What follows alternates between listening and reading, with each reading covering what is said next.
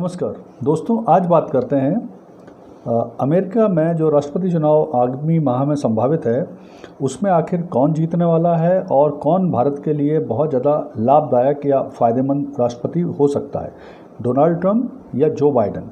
तो आइए इस पर आज बात करते हैं। तो सबसे पहले कुछ बेसिक चीज़ों को समझ लें। देखिए, भारत के अगर हम विगत 4-5 वर्षों की बात करें तो निरंतर अमेरिका के साथ संबंध अच्छे होते जा रहे हैं और डोनाल्ड ट्रंप जब राष्ट्रपति बने हैं उसके बाद उनकी जो नरेंद्र मोदी जी हैं उनके साथ व्यक्तिगत ट्यूनिंग भी बहुत अच्छी है। तो अगर डोनाल्ड ट्रंप राष्ट्रपति बनते हैं तो निश्चित तौर पर हमें बहुत फ़ायदा होगा।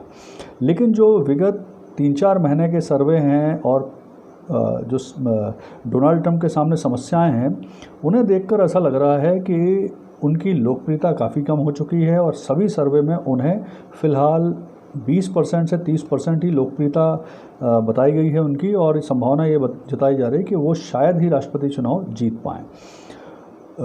डोनाल्ड ट्रंप मुख्य रूप से रिपब्लिकन पार्टी को वो करते हैं, रिप्रेजेंट करते हैं, जिससे भारतीय जो वहाँ रहते हैं अमेरिका में वो परंपरागत रूप से डेमोक्रेट्स पार्टी के समर्थक माने जाते हैं, जिसके जो बाइडेन हैं।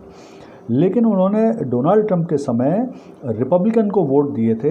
तो इस बार जो बाइडेन काफ़ी मेहनत कर रहे हैं कि जो भारतीय अमेरिका में रहते हैं, लगभग 13 लाख भारतीयों की संख्या है अमेरिका में जो वोट डालते हैं, तो उन्हें लुभाने की वो कोशिश कर रहे हैं। तो थोड़ी सी बात करते हैं जो बाइडेन की। देखिए, जो बाइडेन एक बहुत ही सीनियर, बहुत ही एक्सपीरियंस राजनेता हैं। उनकी एज लगभग 77 वर्षीय वो नेता हो चुके हैं। 1972 में पहली बार सीनेटर भी बने थे।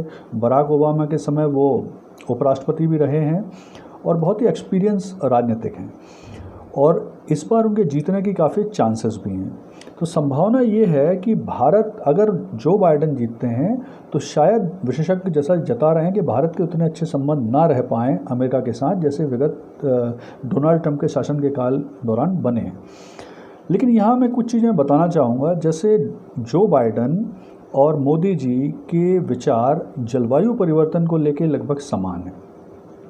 इसके अलावा H-1B वीज़ा को लेकर भी जो बाइडेन और भारत के जो कंसर्न है उसमें काफ़ी समानता है। जो बाइडेन उसे ख़त्म करने की, H-1B वीज़ा को ख़त्म करने की बात कर रहे हैं।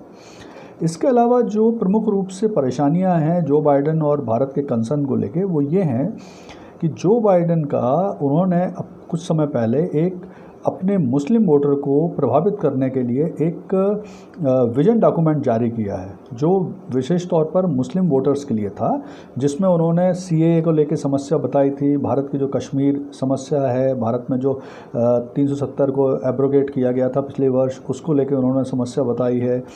NRC को लेके भी उन्होंने काफ़ी विरोधी बयान दिए हैं। तो ये कुछ बेसिक चीज़ें हैं जिनको लेके भारत और उनके बीच में समस्या आ सकती है।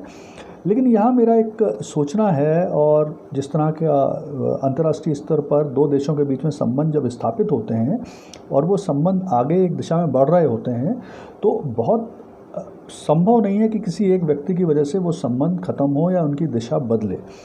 तो अगर जो बाइडेन भी राष्ट्रपति बनते हैं तो भारत को उतनी परेशानी नहीं होना चाहिए, क्योंकि विगत 5-6 वर्षों के साथ 5 वर्षों में बहुत अच्छे संबंध डेवलप हुए हैं और बहुत अच्छा भारत इस समय अमेरिका का रणनीतिक और सामरिक पार्टनर भी बन गया है, और भारत और अमेरिका का जो व्यापार है वो भी इस समय काफ़ी संतुलित अवस्था में पहुंच गया है।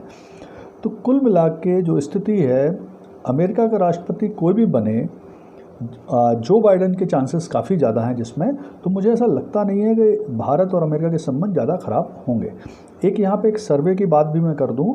एक गैलप करके संस्था है अमेरिका में, जिसने हाल में एक सर्वे किया था, और उस सर्वे में ये जानकारी मिली कि 72% जो भारतीय हैं, जो अमेरिकी हैं, वो भारतीयों को और भारत को पसंद करते हैं। तो इस तरह से ऐसा लगता है कि चूँकि जो देश के लोग हैं और भारत और अमेरिका के इस समय संबंध हैं एक बहुत अच्छी पॉजिटिव दिशा में जा रहे हैं, तो मुझे लगता नहीं कोई भी राष्ट्रपति बने तो उस संबंधों में बहुत ज़्यादा फर्क पड़ेगा।